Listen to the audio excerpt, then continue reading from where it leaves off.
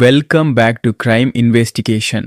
பொதுவாக ஒரு மனுஷன் இறந்துட்டா அவங்க உடம்புல இருந்து வர்ற துர்நாற்றம் வாடை தாங்க முடியாம அதிகபட்சம் 2 நாளைக்குள்ள அடக்கம் பண்ணிடுவோம்.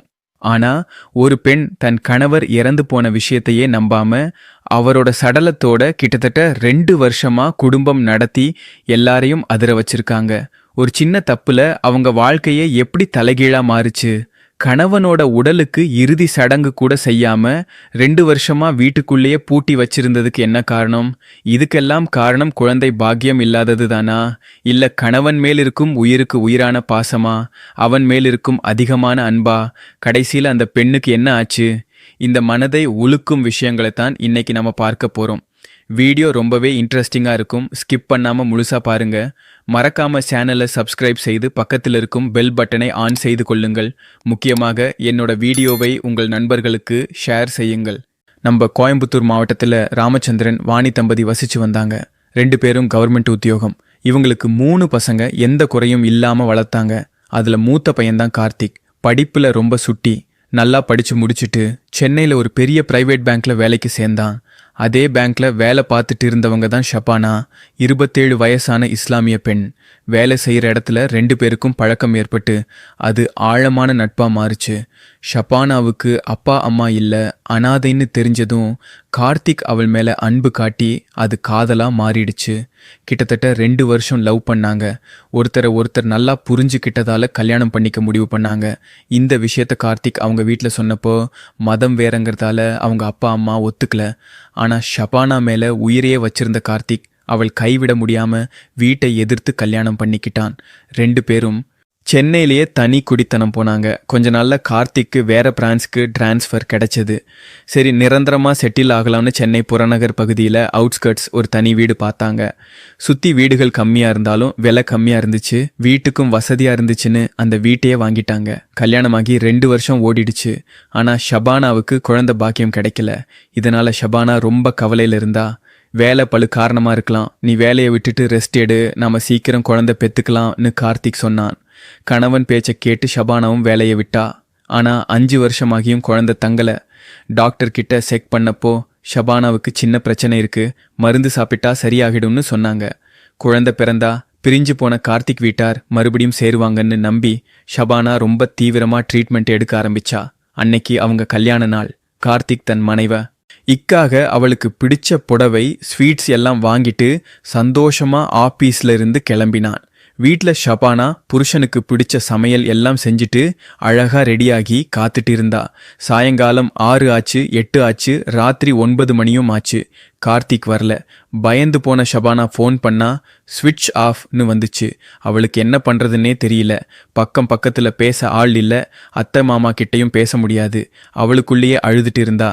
மீட்டிங்கில் இருப்பாரோ, சார்ஜ் தீர்ந்து போச்சோன்னு அவளுக்கு அவளே சமாதானம் சொல்லிக்கிட்டா. ராத்திரி முழுக்க தூங்கலை. விடியற்காலையிலையும் கார்த்திக் வராததால பதறிப்போன ஷபானா பக்கத்தில் இருக்கிற போலீஸ் ஸ்டேஷனுக்கு போனா. போலீஸ் விசாரிச்சப்போ நேத்து சாயங்காலமே கார்த்திக் கிளம்பிட்டாரேன்னு ஆபீஸில் சொன்னாங்க. போலீஸுக்கு சந்தேகம் வந்துச்சு. அப்போதான் ஸ்டேஷனுக்கு ஒரு ஃபோன் கால் வந்துச்சு. ரோட்டோரமாக ஒருத்தர் ஆக்சிடென்ட் ஆகி கிடக்காருன்னு தகவல். போலீஸ் ஷபானாவையும் கூட்டிக்கிட்டு ஸ்பாட்டுக்கு போனாங்க. அங்க ரத்த வெள்ளத்தில் கிடந்தது தன்னுயிரான கார்த்திக்னு தெரிஞ்சதும் ஷபானா கதறி துடிச்சா. ஆஸ்பத்திரிக்கு கொண்டு போனாங்க. ஆனா கார்த்திக் ஏற்கனவே இறந்துட்டதா டாக்டர் சொல்லிட்டாங்க. ஷபானா தலையில இடி விழுந்த மாதிரி ஆகிடுச்சு. ஆஸ்பத்திரியில அழுது துடிச்ச அவளை தேத்த யாரும் இல்லை. கார்த்திக் பெத்தவங்களுக்கு சொல்லலாம்னு ஃபோன் பண்ணா அவங்க போனும் ஸ்விட்ச் ஆஃப். வேற வழி இல்லாம ஒரு ஆம்புலன்ஸ் பேசி கணவன் உடம்ப வீட்டுக்கு கொண்டு வந்தா. வழியில கேட்டவங்க கிட்ட ஆக்சிடென்ட் ஆகிடுச்சு, கோமாவில் இருக்காரு, சீக்கிரம் சரியாகிடுவாருன்னு போய் சொன்னா. ஊர் ஜனங்களும் பாவம்னு நம்பிட்டாங்க. மறுநாள் விஷயம் தெரிஞ்சு கார்த்திக்கோட அப்பா அம்மா வந்தாங்க. அவங்க கிட்டையும் ஷபானா கார்த்திக் கோமாவில் இருக்கான், ஐசியூ செட்டப் மாதிரி வீட்லேயே வச்சு பார்த்துக்கிறேன், நீங்க இருந்தா அவனுக்கு இன்ஃபெக்ஷன் ஆகும், கண் முழிச்சதும் சொல்றேன்னு சொல்லி அவங்களையும் ஊருக்கு அனுப்பி வச்சிட்டா. உண்மையை சொன்னா புருஷன் உடம்பை எடுத்துட்டு போயிடுவாங்கன்னு அவளுக்கு பயம். அவங்க போனதுக்கு அப்புறம் கார்த்திகை எழுந்திருப்பான், பேசுவான்னு எவ்வளவோ ட்ரை பண்ணா. ஆனா பலன் இல்லை. தனிமை, சோகம் எல்லாம் சேர்ந்து ஷபானாவோட மனநிலையை பாதிச்சிருச்சு. என்னை குழந்தை மாதிரி பார்த்துக்கிட்டாரே, என்னை விட்டு எப்படி போவாரு, யோசிச்சு யோசிச்சு கார்த்திக் உயிரோட தான் இருக்காருங்கிற ஒரு மாய உலகத்துக்கே போயிட்டா. தினமும் அந்த சடலத்துக்கு குளிப்பாட்டுவா, ட்ரெஸ் மாத்தி விடுவா, சாப்பாடு ஊட்டுவா, பெட்ல படுக்க வச்சு அது மேல இவளும் படுத்து தூங்குவா, அந்த சடலத்தோட பேசுவா. இப்படியே நாட்கள் நகர ஆரம்பிச்சது. ஒரு கட்டத்துல வீட்ல இருந்து பயங்கரமா கெட்ட வாடை வர ஆரம்பிச்சது. அக்கம் பக்கத்துல இருக்கிறவங்க கேட்டப்போ அவருக்கு ட்ரீட்மெண்ட் நடக்குது, மருந்து வாடை தான் அதுன்னு சொல்லி சமாளிச்சா. நாளா அந்த வாடை பழகி போய் சுத்தி இருந்தவங்களும் அதை பெருசா கண்டுக்கல. இப்படியே 18 மாசம், கிட்டத்தட்ட 1.5 வருஷத்துக்கு மேல ஓடிடுச்சு. கார்த்திக் உடம்புல சதையெல்லாம் அழிஞ்சு வெறும் எலும்பு கூடு மட்டும்தான் மிச்சம். ஆனாலும் ஷபானா அது தன் புருஷன் உசிரோட இருக்கான்னு நம்பி சேவை செஞ்சுட்டு இருந்தா.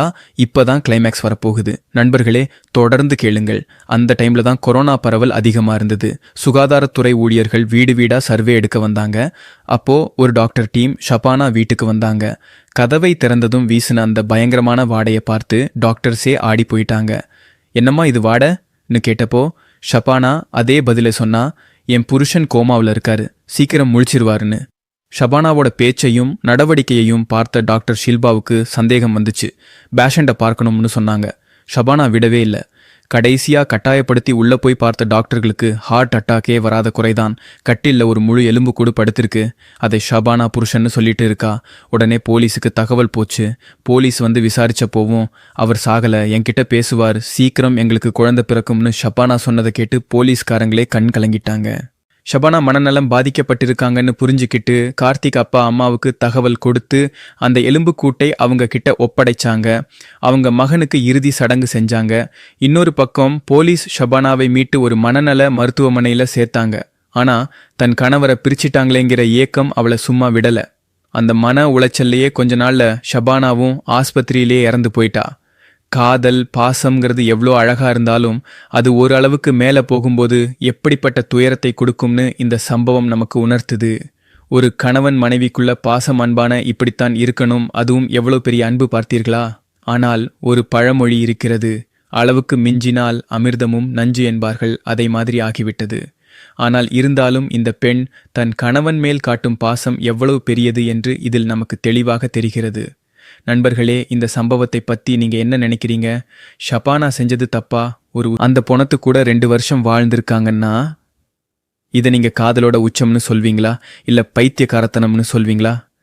பக்கத்து வீட்டில் என்ன நடக்குதுன்னே தெரியாமல் நாத்தம் வந்தா கூட ஏதோ எலி செத்து போச்சுன்னு கடந்து போகிற அளவுக்கு நம்ம எல்லாம் இப்போ சுயநலமாக மாறிட்டோமா? ஜாதி மதத்தை பார்த்து பெத்தவங்க இவங்களை ஒதுக்கி வைக்காமல் இருந்திருந்தா இன்னைக்கு இந்த 2 உசுரும் சந்தோஷமா இருந்திருக்குமா? இதுக்கு காரணம் விதி மேலையா இல்ல மனுஷங்க மேலையா? உங்க கருத்துக்களை கமெண்ட்ல சொல்லுங்க. இந்த கதை உங்களுக்கு பிடிச்சிருந்தா லைக் பண்ணுங்க, உங்க ஃப்ரெண்ட்ஸ்க்கு ஷேர் பண்ணுங்க. இதே மாதிரி இன்னும் பல சுவாரஸ்யமான கிரைம் ஸ்டோரிஸ் கேட்க மறக்காம நம்ம சேனலை சப்ஸ்கிரைப் பண்ணுங்க. பக்கத்தில் இருக்கும் பெல் பட்டனை ஆன் செய்யுங்க. நன்றி.